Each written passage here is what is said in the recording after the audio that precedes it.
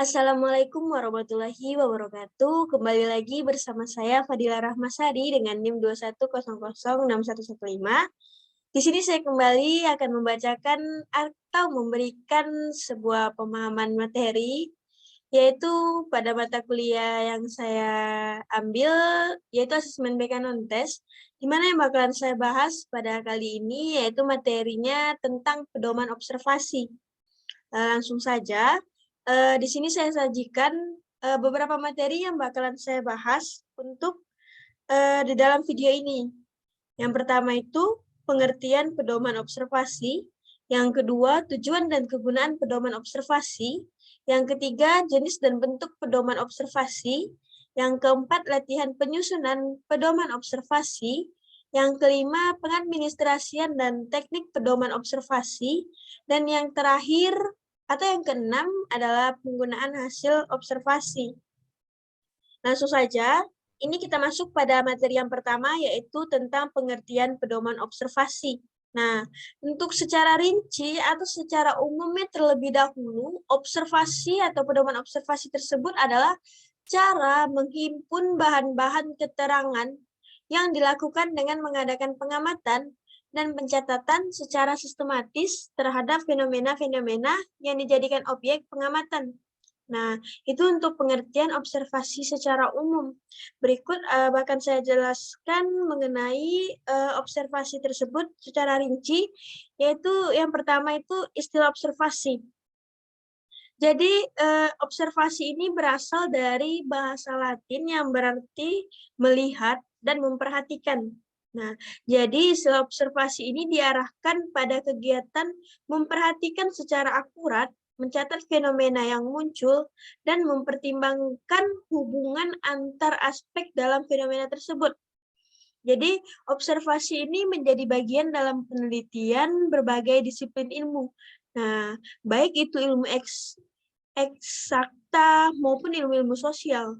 Observasi dapat berlangsung dalam konteks laboratorium atau dalam konteks eksperimental maupun konteks alamiah. Gitu. Jadi untuk secara umum itu kan tadi yang saya bacakan observasi tersebut itu merupakan suatu cara menghimpun bahan-bahan keterangan yang dilakukan dengan mengadakan pengamatan. Jadi pengamatan yang dimaksud di sini itu adalah pengamatan yang dilakukan secara langsung maupun tidak langsung.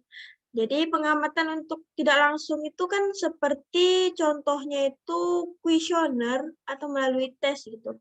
Jadi observasi ini bisa kita lakukan dengan pengamatan baik itu secara langsung maupun secara tidak langsung. Seperti yang kita ketahui kalau secara langsung itu kan langsung bertatap muka atau langsung gitu sumber bersama sumbernya secara langsung. Sedangkan kalau untuk tidak langsung itu dengan menyebarkan kuesioner maupun tes-tes lainnya. Jadi pengamatan tersebut juga harus dilakukan dalam konteks situasi keseluruhan, dan data hasil pengamatan harus diintegrasikan dengan data lain saat melakukan analisis.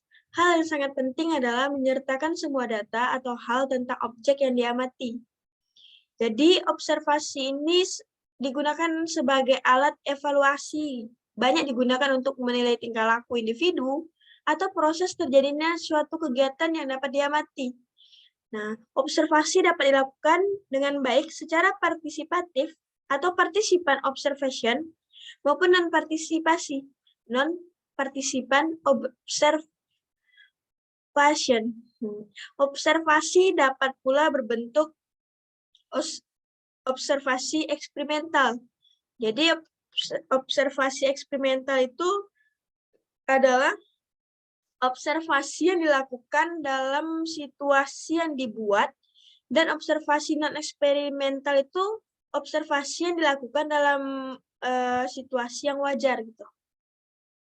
Nah, pengertian observasi ini juga dikemukakan oleh seorang ahli yaitu Patton, di mana dia mendeskripsikannya ini di dalam Purwandari, bukunya itu di tahun 1998. terletak di halaman 63 menegaskan bahwa observasi merupakan metode pengumpulan data esensial dalam penelitian, apalagi penelitian dengan pendekatan kualitatif, agar memberikan data yang akurat dan bermanfaat. Jadi observasi sebagai metode ilmiah harus dilakukan oleh peneliti yang sudah melewati latihan-latihan yang memadai, serta telah mengadakan persiapan yang teliti dan lengkap. Selain itu juga dikemukakan oleh Suharsini Arikunto yang mengemukakan bahwa observasi merupakan sebuah pengamatan secara langsung terhadap suatu objek yang ada di lingkungan, baik itu yang sedang berlangsung atau masih dalam tahap yang meliputi berbagai aktivitas penelitian terhadap suatu kajian objek yang menggunakan penginderaan dan merupakan dari suatu tindakan yang dilakukan secara sengaja atau sadar dan juga sesuai urutan. Jadi observasi itu harus dilakukan pada periode waktu. Jadi observasi itu kan harus diadakan pada beberapa periode waktu, walaupun tak ada ketetapan waktunya di dalam observasi ini secara khusus pada saat pelaksanaan pengamatan, akan tetapi semakin lama dan semakin sering dilakukan, maka akan memantapkan reliabilitas hasil pengamatan. Tuh.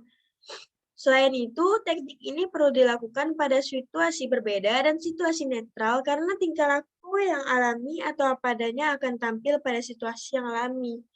Jadi, itu dia tadi pengertian baik secara rinci, secara umum, secara istilah, ataupun pengertian dari pedoman observasi itu. Selanjutnya kita masuk pada materi yang kedua, yaitu tentang tujuan dan kegunaan pedoman observasi. Jadi di sini tujuan dan penggunaan pedoman observasi ini sebelumnya ada tujuan. Jadi observasi bertujuan untuk mendeskripsikan setting yang dipelajari, aktivitas-aktivitas yang berlangsung, orang-orang yang terlibat dalam aktivitas tersebut, dan makna yang dilihat dari perspektif mereka yang terlibat dalam kejadian yang diamati. Gitu. Jadi di sini saya ada menuliskan 3 tujuan dari pedoman observasi itu. Yang pertama, menggambarkan objek dan segala hal yang berhubungan melalui pengamatan panca indera. Jadi di dalam pengertian yang pertama itu, para pengamat ini melatih panca inderanya menggunakan kegiatan observasi atau mengamati berbagai peristiwa atau objek dengan sangat teliti. Dengan mengasah kemampuan, dengan cara tersebut panca inderanya akan lebih terlatih dan berbeda dengan pengetahuan orang awam. Meski setiap orang memiliki sudut pandang yang berbeda mengenai proses dilakukannya observasi, akan tetapi dengan didukung teknik pengamatan yang tepat, seluruh hasil pengamatan akan berdasarkan dengan data yang akurat yang didapatkan dari lapangan secara langsung. Itu dia tadi penjelasan mengenai tujuan yang pertama. Yang kedua ada tujuannya, yaitu mendapatkan kesimpulan tujuan dilakukannya observasi. Jadi yang kedua itu mendapatkan kesimpulan. Nah, tujuan dilakukannya observasi tersebut juga untuk mendapatkan kesimpulan dari objek yang telah diamati. Nah, objek yang telah diamati di dalam waktu tertentu akan memberikan kesimpulan pengamatan, sehingga penyajian kesimpulan akan lebih faktual.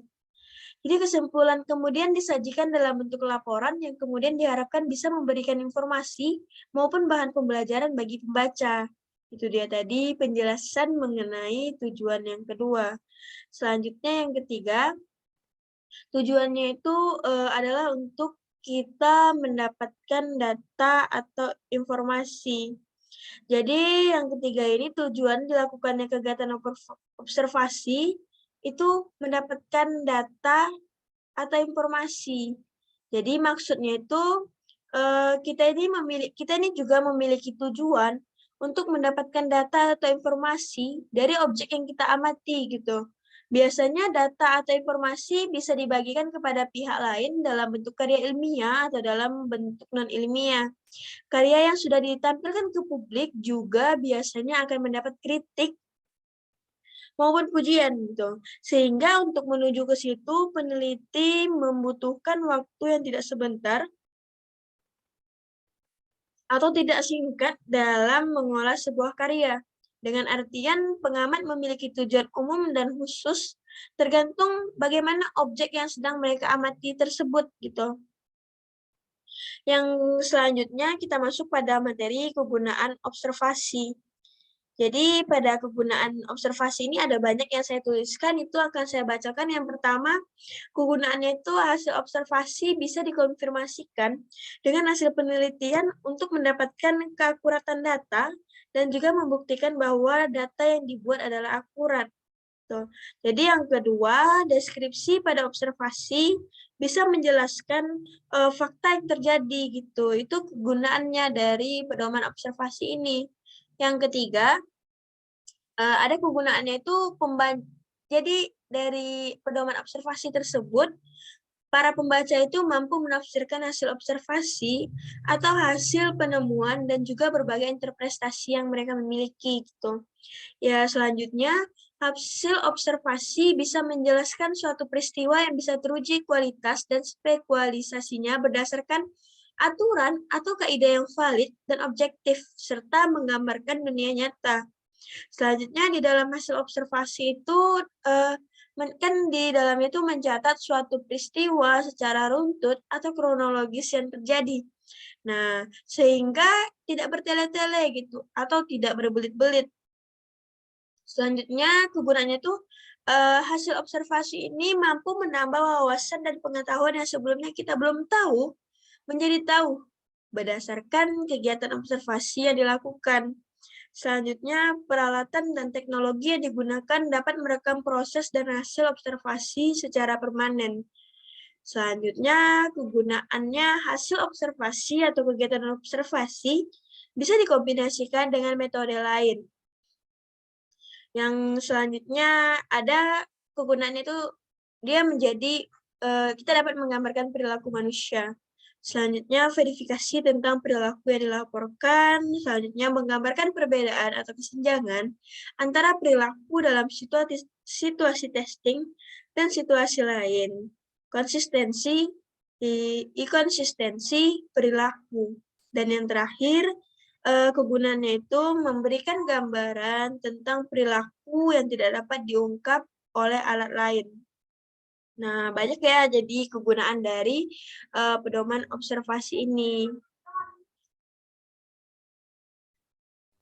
Selanjutnya masuk pada jenis dan bentuk pedoman observasi. Nah, yang pertama ini jenis dan bentuk. Jadi di sini jenis dan bentuk observasi ini sangat banyak gitu. Akan saya jelaskan satu-satu. Mulai dari observasi partisipasi.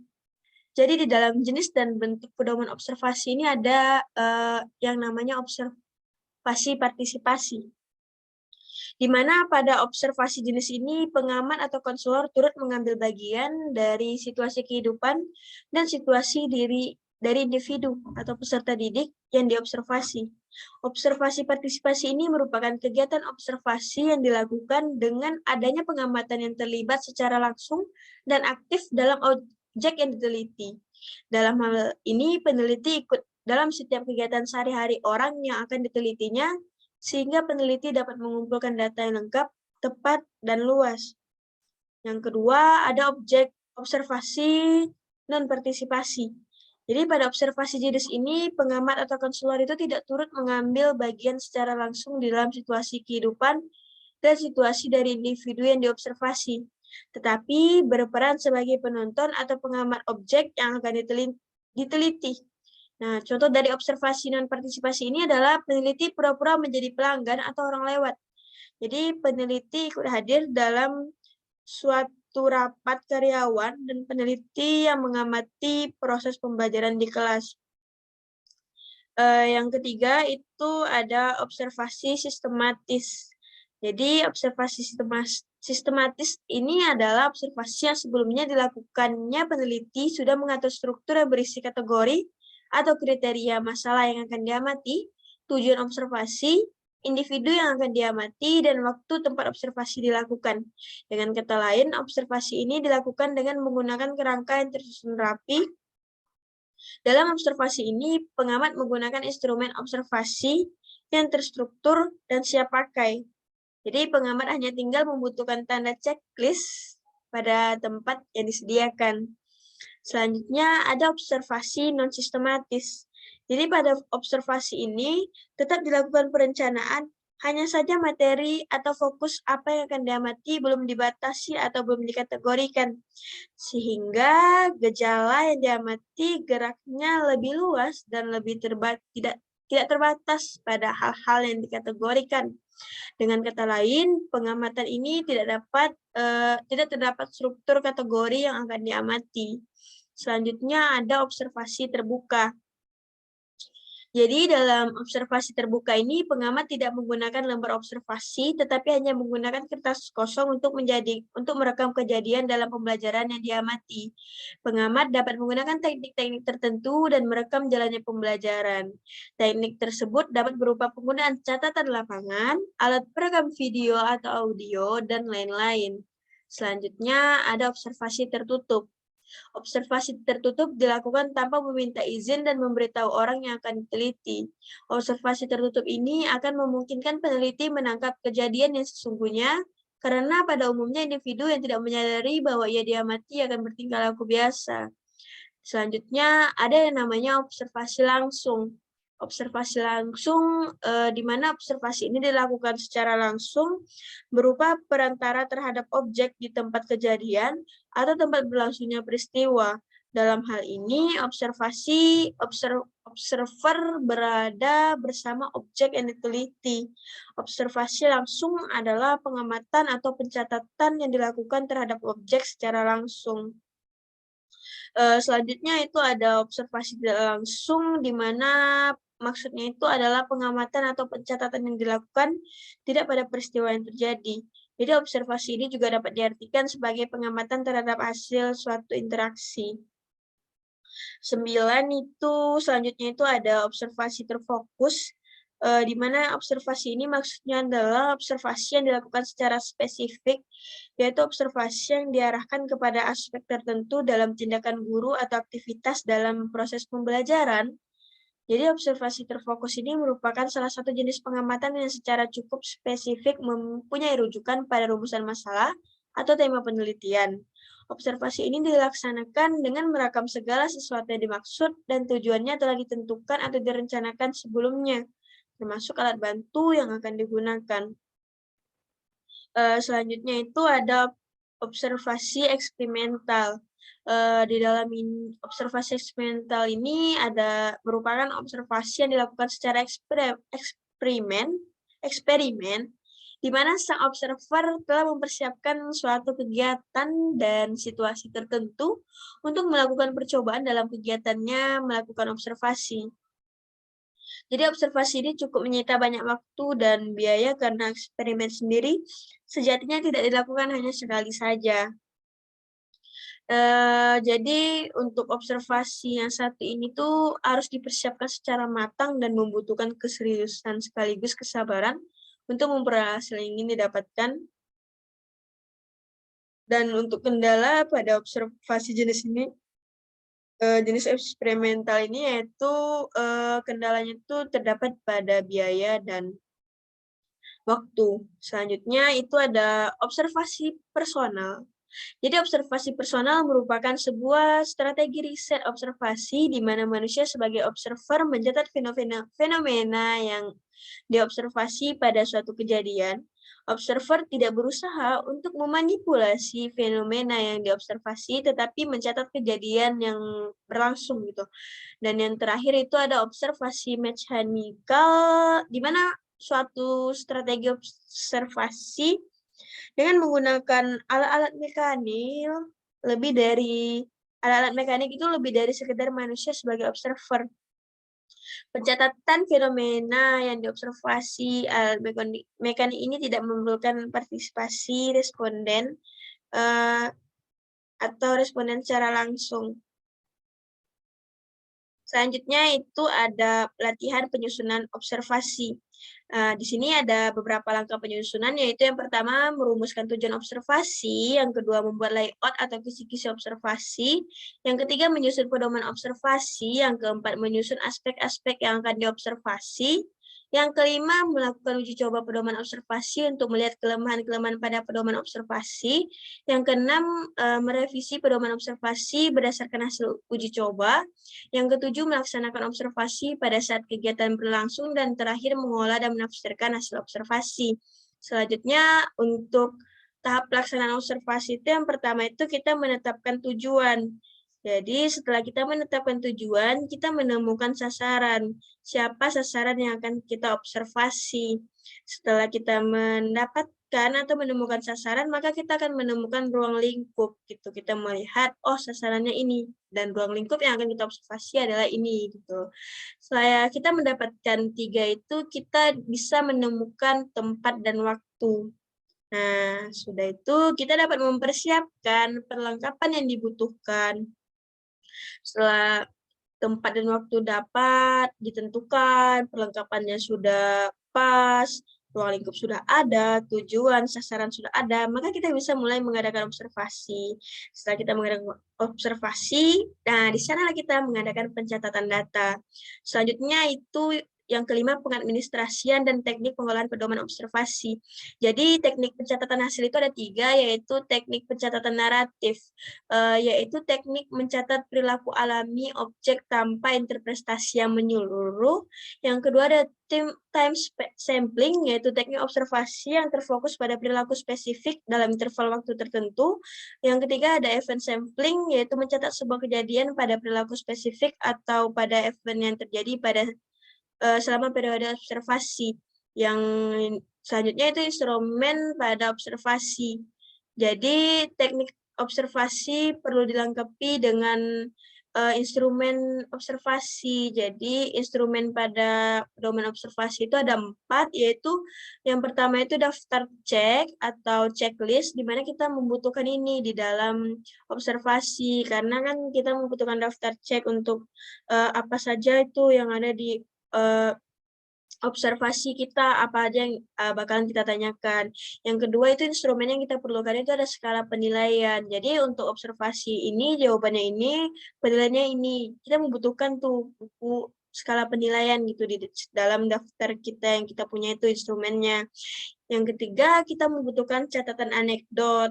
Nah, yang keempat, instrumen itu alat mekanik. Jadi yang keempat dari daftar cek, skala, catatan anekdot, dan alat mekanik ini sangat dibutuhkan dalam observasi.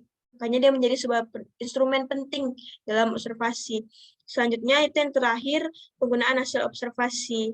Langsung saja, penggunaan hasil observasi di sini ada beberapa saya tuliskan. Jadi, kegunaan yang kita dapat dan diperoleh dengan melakukan observasi diantaranya itu yang pertama itu kita menjadi alat yang tepat untuk kasus tertentu gitu. Jadi kegunaan kita menggunakan observasi ini dia dapat menjadi alat yang tepat untuk kasus tertentu gitu. Misal kita ingin menyelidiki kasus A dan kita melakukan observasi pada saksi mata A, di mana kita menjadi alat itu untuk menyelesaikan kasus tersebut. Yang kedua, menjadi metode yang bersifat universal.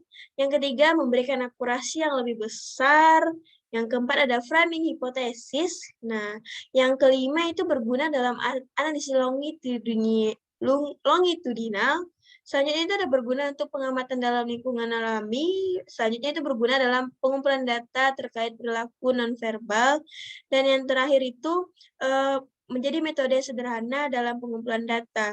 Nah, baik itu saja sepertinya materi yang dapat saya sampaikan. Sebelumnya saya ingin memberikan kesimpulan dari materi ini, yaitu observasi merupakan metode pengumpulan data esensial dalam penelitian, apalagi penelitian dengan pendekatan kualitatif, agar memberikan data yang akurat dan bermanfaat. Observasi sebagai metode ilmiah harus dilakukan oleh peneliti yang sudah melewati latihan-latihan yang memadai, serta telah mengadakan persiapan yang teliti dan lengkap. Jadi observasi bertujuan untuk mendeskripsikan setting yang dipelajari, aktivitas-aktivitas yang berlangsung, orang-orang yang terlibat dalam aktivitas tersebut, dan makna kejadian yang dilihat dari perspektif mereka yang terlibat dalam kejadian yang diamati. Baik, sepertinya hanya itu saja yang dapat saya simpulkan dari materi saya hari ini, yaitu tentang pedoman observasi. Terima kasih kepada rekan-rekan, kepada Bapak, Ibu, dan teman-teman sekalian yang sudah melihat sampai habis video penjelasan materi dari saya. Saya harap, apapun yang kita sampaikan, kita sama-sama dapat memahami. Semoga dapat diterima, materi yang saya sampaikan dapat mudah dipahami, gitu. Sepertinya hanya sekian yang dapat saya sampaikan. Terima kasih. Eee, se saya akhiri. Wassalamualaikum warahmatullahi wabarakatuh. See you.